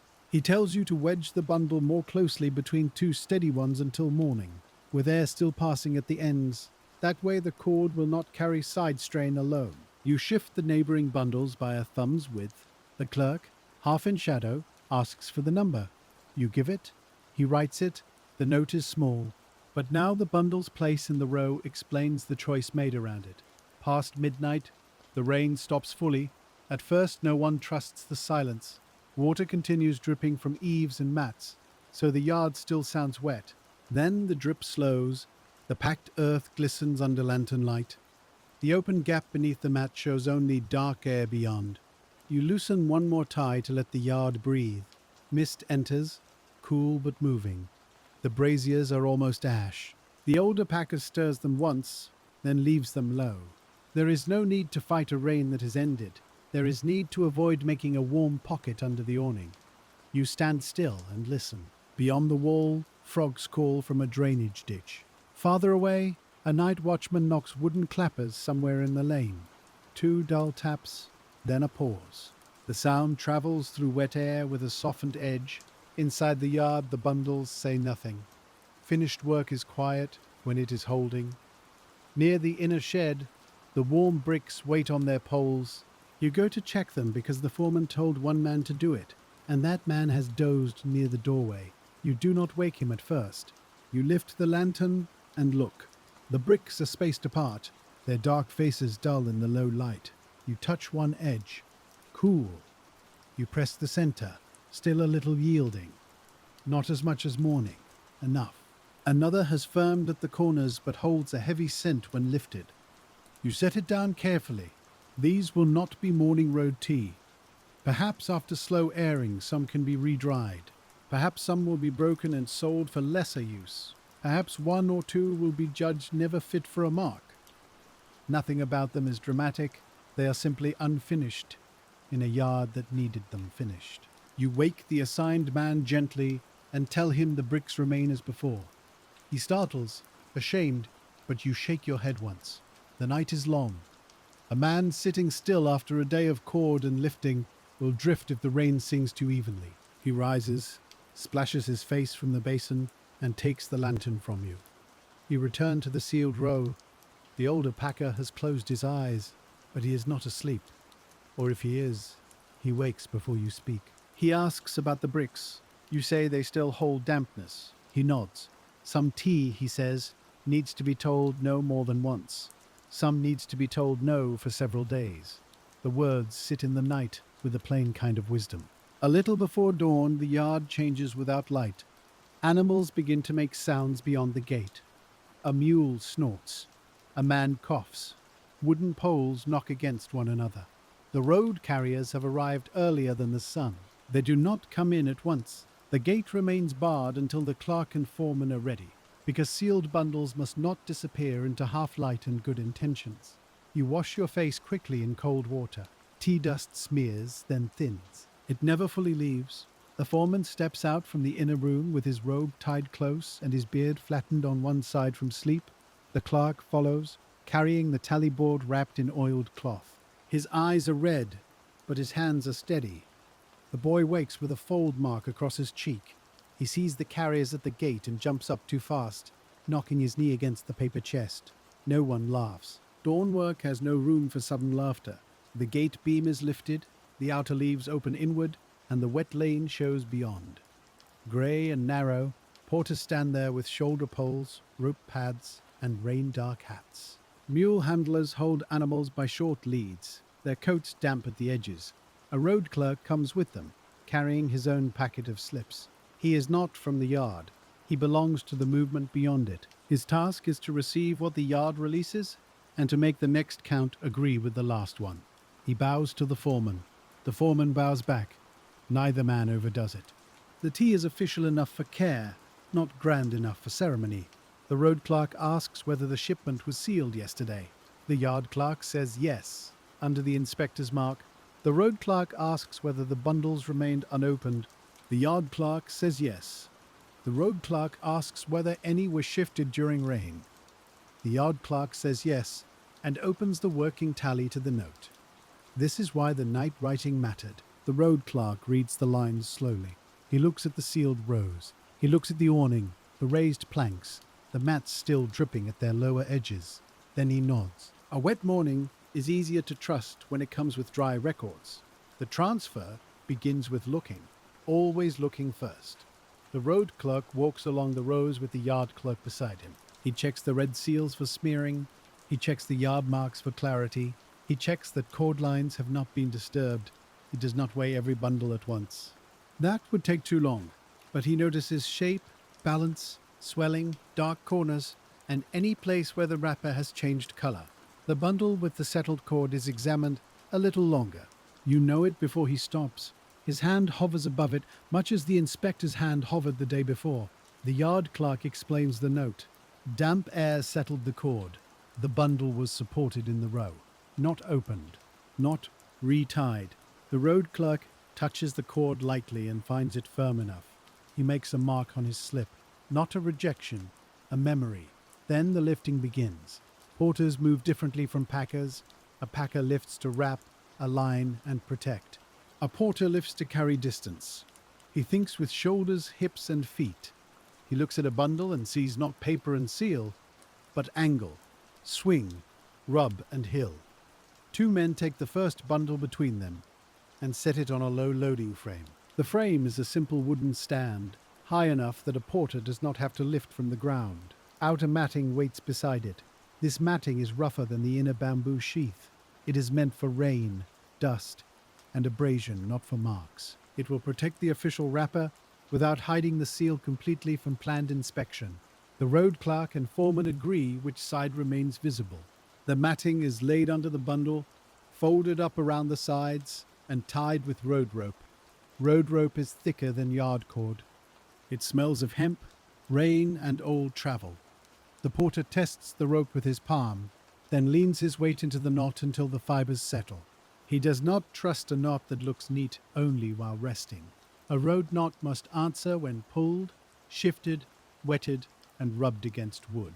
The first wrapped load is lifted to the balance pole, where two bundles will hang opposite each other. The pole is thick bamboo, darkened by use, with polished places where shoulders have carried it over years. A porter runs his fingers along the pole before accepting it, feeling for cracks that the eye may miss. He finds none, he nods, and the loading men begin matching the second bundle to the first. This is where the yard count meets the bodies count. On paper, each sealed bundle belongs to the same dispatch, under the same approved number. In a man's shoulder, small differences become large after the first steep road. The road clerk calls for the next marked bundle. You bring it from the row, keeping the seal visible, and set it on the loading frame. The outer matting is folded around it, and the rope is pulled snug. The porter watches the shape. He does not watch like an inspector. He watches like someone who will feel the mistake by noon. The two bundles are hung from opposite ends of the carrying pole. The loading men step back. The porter bends, fits the pad against his shoulder, and rises slowly. The pole flexes. The bundles lift. For one quiet breath, the load hangs in the morning air. Then the porter tilts slightly to one side. Not much. Enough. He lowers the pole again without complaint. The road clerk looks at the marks on both bundles. They are from the same approved row. The numbers agree with the tally. The seals are clean. The cord is sound. Yet one side has settled lower than the other. The porter says, the left bundle has more pull. His voice is plain, without blame. A man who carries tea over wet stones does not need to argue with paper. His shoulder tells him what paper cannot. The road clerk asks for the weighing sling. A weighing sling is brought from the gate room, made of old rope and a wooden crosspiece. It is not as fine as the yard scale. It is meant for loads, not single bricks.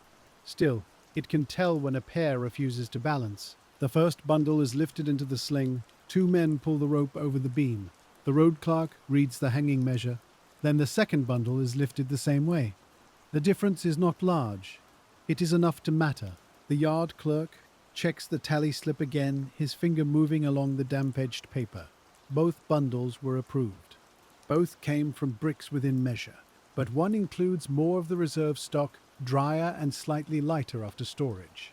The other includes bricks from the main batch, sound but denser. No rule has been broken. No seal is false. Yet the road has discovered what the table allowed. The road clerk frowns toward the line of porters waiting by the gate. He could assign the heavier bundle to a stronger man and move on. That would be quick. It would also make a private burden out of a public measure.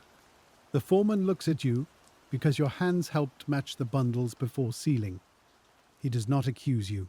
He is asking, without words, whether there is a better pairing in the row. You think of the stacks as they were yesterday: dry reserve bricks, main batch bricks, the bundle with the settled cord, the pair made from long bricks, the one with the shallow brick held steady between two firmer faces.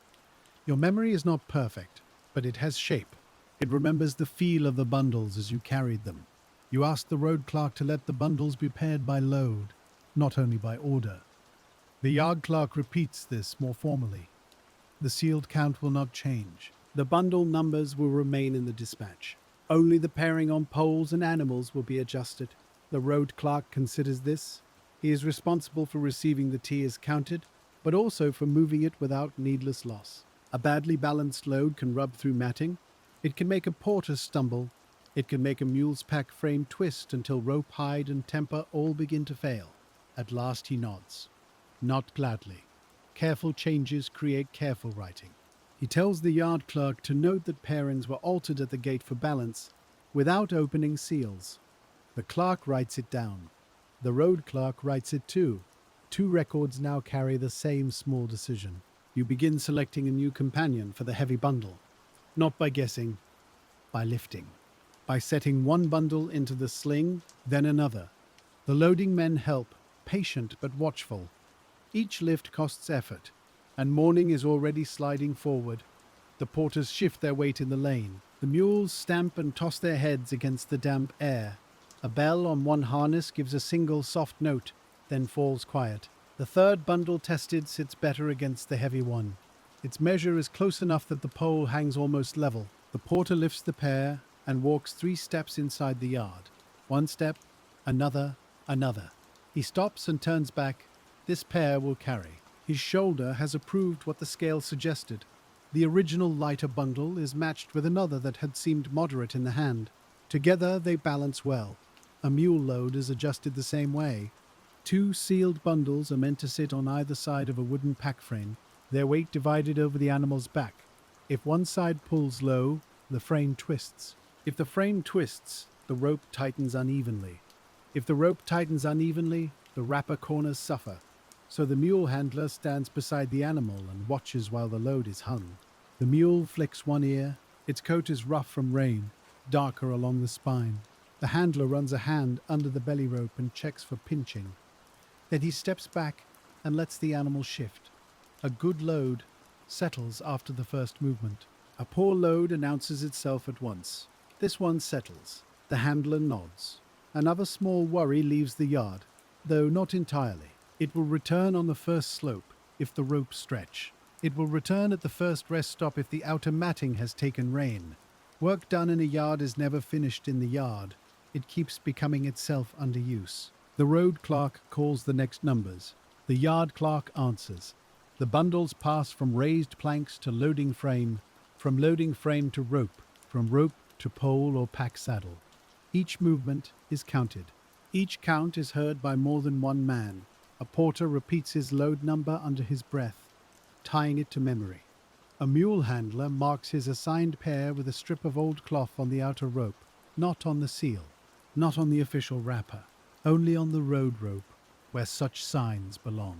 The cloth strips are dull colors: faded blue, brown, smoke gray, one pale red worn almost pink. They help men find their own loads when a caravan pauses in fog or market confusion. No official tally trusts cloth alone. No porter trusts paper alone. Together they make a practical truth. The uneven pair has slowed the departure. You can feel the delay in the yard, like a hand resting on the back of the morning. The foreman says nothing sharp. The road clerk says nothing sharp. Sharp words will not move bundles faster. Instead, the work becomes more exact. Every load is now tested a little longer before leaving the frame. Porters lift and lower. Mule handlers tug their ropes and stand back to watch the pack settle. The yard clerk reads, and the road clerk repeats. The boy carries out a matting and tries not to trip over the wet edges trailing near his feet. The older packer keeps near the sealed row, ensuring no bundle is taken out of order without being called. Order matters more when adjustments are made. If men begin choosing freely, the count begins to loosen. If the count loosens, trust loosens with it. So each change passes through voices. This bundle with that one, this number paired to that number. This load for the second porter, this pair for the grey mule. This note in both ledgers. The tea does not move quickly. It moves carefully. Beyond the gate, the lane brightens. The wet stones hold the pale morning like dull metal. Steam rises from the backs of animals as their warmth meets the cool air. One porter chews a piece of dried grain cake while waiting, holding it in the corner of his mouth so both hands remain free. Another adjusts the cloth pad on his shoulder, folding it twice where the pole has rubbed through old padding. A third sits on his heels, eyes half closed, saving his legs before the road asks for them. They are not idle. Waiting is part of carrying. A man who begins a mountain road already restless wastes strength before the first climb. The road clerk asks for the weather note from the night. The yard clerk shows him the line about rain, row movement, and end turning. The road clerk reads it, then looks at the matting being tied around each bundle. He orders the outer folds to overlap downward, like roof tiles, so any new rain will run off instead of into the seam. The loading men already know this. Still, they adjust every fold with visible care. When a rule has been spoken, hands must show they heard it. You help fold one mat over a bundle that had been near the open side of the awning. The mat is rough against your fingers. Small fibers catch at the skin. You tuck the lower edge under the road rope, leaving a narrow opening where the seal can be seen if needed. The road clerk checks it. The red square is partly visible through the protected window of wrapper, enough for a checkpoint. Not enough to invite weather. The porter assigned to this load lifts it once, then asks for the right bundle to be moved a finger width toward the pole. The loading man sighs softly, but does it. The porter lifts again. This time the pole sits level across his shoulder. He smiles just a little, not from pleasure, from the relief of a thing fitting correctly. The caravan forms slowly outside the gate, not in a grand line, in clusters. Porters near the front, because men on foot can test the lane before animals follow. Mules behind them, with handlers at the head ropes. A spare animal without load waits near the wall in case one pack frame fails or a mule goes lame. This is not a sign of fear. It is ordinary road sense. A long route is made safer by expecting small trouble. The tea-horse routes leading west from Sichuan were not a single smooth road. They were paths, river crossings, stone steps, market halts, official stations, and weather. Some tea would move under direct regulation, some would pass through licensed hands, some would become part of exchanges far beyond the yard's sight. The bricks you packed might travel toward frontier markets where tea mattered not as luxury, but as daily need. In colder highlands, tea could be boiled strong, mixed with salt, butter, or grains, and shared through households, monasteries, camps, and trade posts. You do not see that world. You only see the bundle leaving. But the shape of that far use is folded quietly into the care of the knot. The last few loads are often the most troublesome. The best pairings have already been taken. What remains must still be balanced. 2 bundles sit on the frame, each sound, each sealed, each a little awkward in its own way. One is broad at the corners, one is narrow and dense. Together they hang unevenly. The road clerk looks toward the remaining row. There are only 3 bundles left unassigned. Changing one pairing may unsettle another. This is how a small mismatch travels. A problem seldom stays where it first appears. You suggest pairing the broad bundle with the last reserve-heavy bundle, the one you remember as lighter in the hand. The yard clerk checks the tally and confirms its source. The road clerk has it weighed in the sling. The numbers agree with your memory. The broad bundle finds a better match. The narrow, dense bundle is paired with the final moderate one. And though it is not perfect, the handler says the mule can take it if the frame is padded on one side. A folded scrap of old matting is placed under the higher side of the pack frame, not under the tea itself, under the wooden frame where it can correct the angle without pressing the wrapper. The mule shifts, the load settles straighter, the handler tightens the belly rope, then waits for the animal to breathe out. He tightens once more. A rope tied on a full breath loosens at the first hill. Animals teach such timing to anyone who handles them long enough. The road clerk marks the padded frame on his slip. The yard clerk marks it too. The foreman watches both brushes. He does not distrust them. He respects how easily a detail can vanish if only one man remembers it. At last, the raised planks under the awning are empty of official bundles. Only dark rectangular marks remain where they rested. The planks look almost surprised by their own likeness. Tea dust and damp grit lie in little lines between them. The boy begins to move toward them with a broom, but the foreman stops him. Not yet. The road clerk must first give receipt for the full count. The loaded porters stand outside the gate, poles angled, bodies bent in a practiced posture that saves strength. The mules wait with loads covered and tied. Their ears turn at every sound. The road clerk and yard clerk stand over the tally board. The count is read from the yard copy, then from the road copy. Approved bundles. Loads assigned to porters. Loads assigned to mules. Pairings adjusted for balance. One cord-settled bundle supported overnight. Accepted at departure. Rain during watch. No seals opened. The words are plain, but they carry the whole unsettled day behind them. The road clerk presses his personal receiving mark to the slip. It is not the inspector's seal. It is smaller, workmanlike, part of the chain of custody. He writes his name beneath it. The yard clerk signs in his own careful hand. The foreman adds a mark as witness. The paper is not beautiful. It is slightly damp at one corner, weighted with too much history for one morning. But it is enough. The road clerk folds his copy and slips it into an oiled pouch. The yard clerk keeps the yard copy under his cover. Only then does the foreman step toward the gate. He gives the order to move. The first porter leans forward. His pole dips, rises, and finds its rhythm. The second follows. Then the third. The mules begin after them, hooves slipping a little on the wet stones, then catching. The handlers speak low to them. No shouting, no whip, just small sounds made at the back of the throat and the soft pull of rope. The caravan does not depart like a single thing. It lengthens, it loosens, it becomes a line. One load after another passes under the gate beam where yesterday the bundles waited, sealed and still. As each load passes, you catch brief glimpses of the outer matting, a rope knot, a visible corner of stamped paper, a red seal protected under fold and shadow.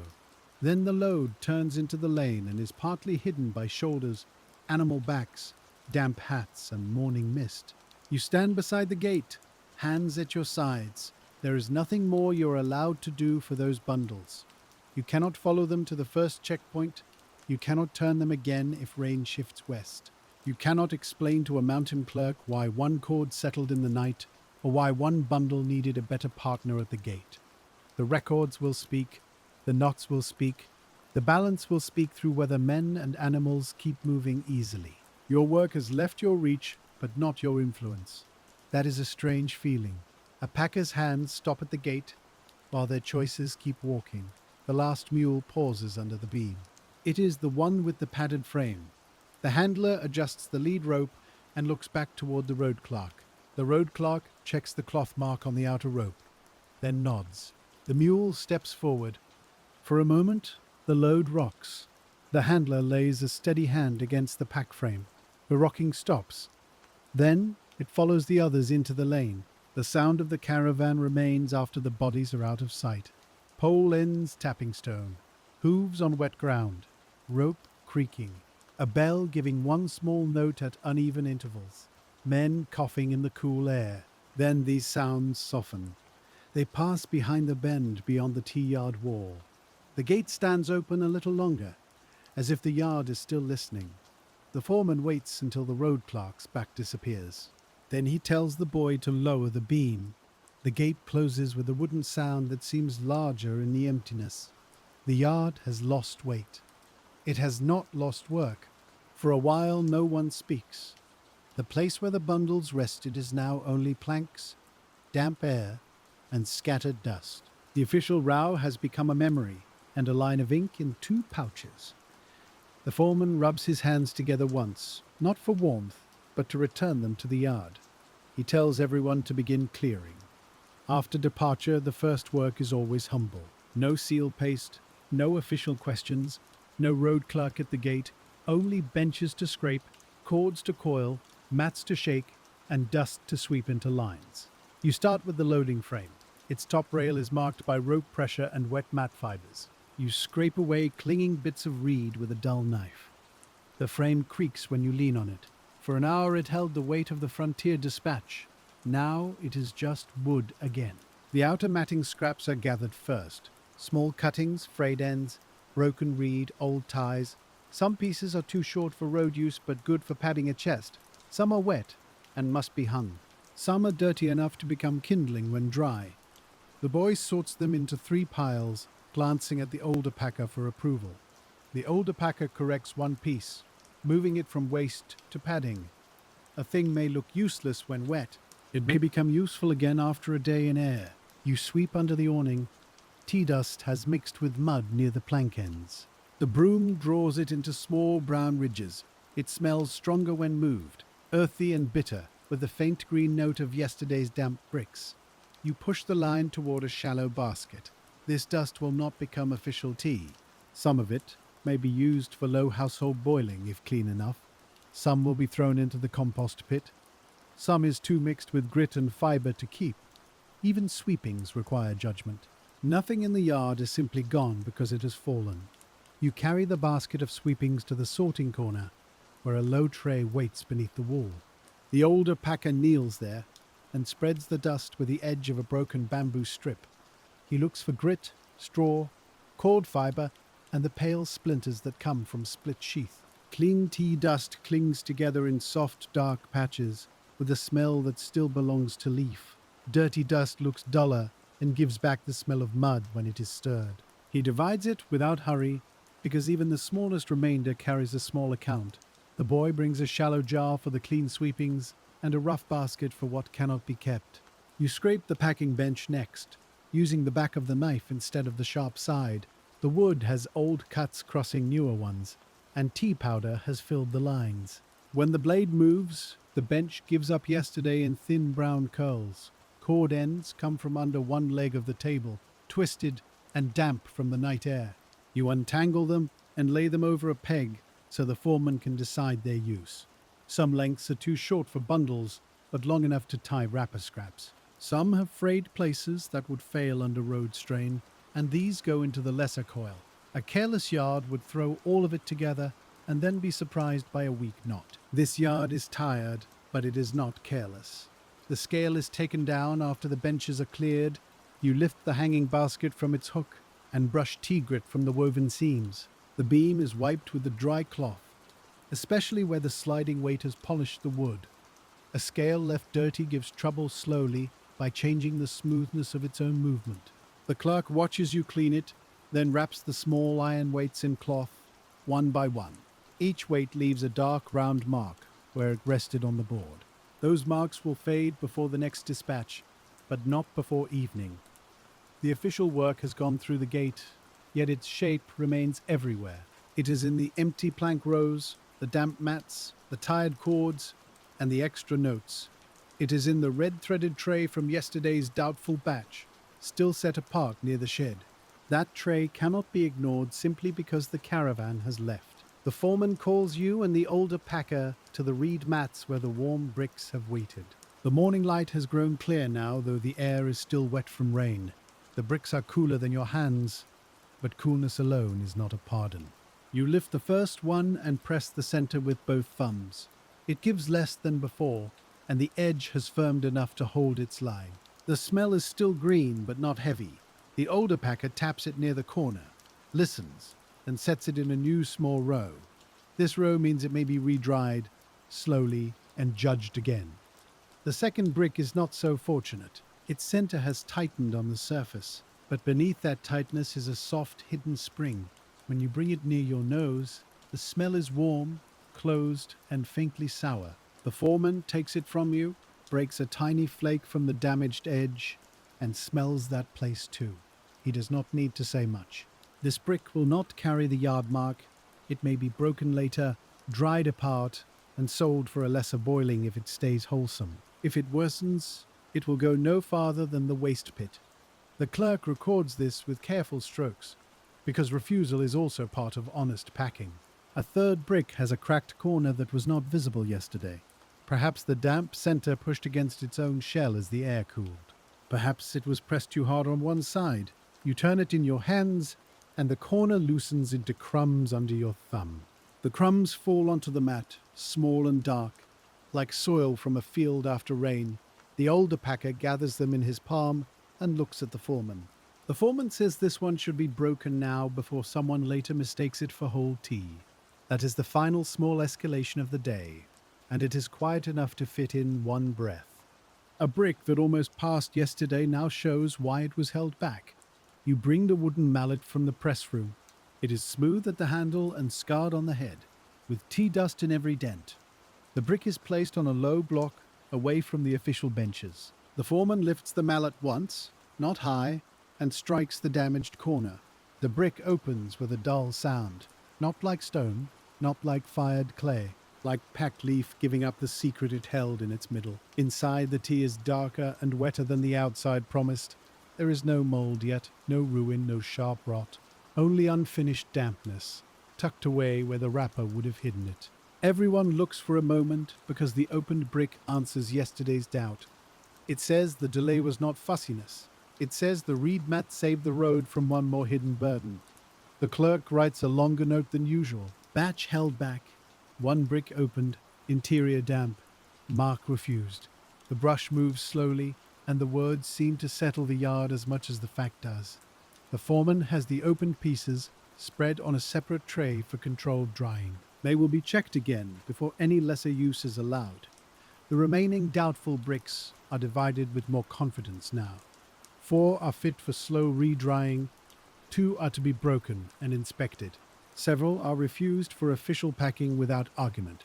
A few may become local tea if time and air make them honest enough for that smaller duty. The categories feel severe, but they are also merciful. Not every brick is asked to survive a mountain road. Not every leaf must become frontier trade. Some work ends by finding the right lesser place for a thing. By afternoon, the yard is cleaner than it was before the shipment began. Clean does not mean spotless. It means that each remnant knows where it belongs. The bamboo strips hang from a beam, pale edges drying in the slow air. The cords are coiled by length and strength. The paper chest is closed, with its lid weighted so the damp will not warp it further. The rejected wrapper, with its blurred mark, lies folded beside the clerk's retained papers. It will be kept until the inspector's office no longer needs the proof. Then perhaps it will become scrap. Perhaps it will line a box. A mistake may lose its first purpose and still serve another quiet use. The foreman walks the yard once more, touching very little. He checks the raised poles beneath the re-drying trays. He checks that the open tea is not too near the brazier. He checks the gate beam, now lowered and still damp along its upper edge. The road beyond the gate is hidden by the wall, but you can still feel it there. Somewhere west, the porters are finding their pace.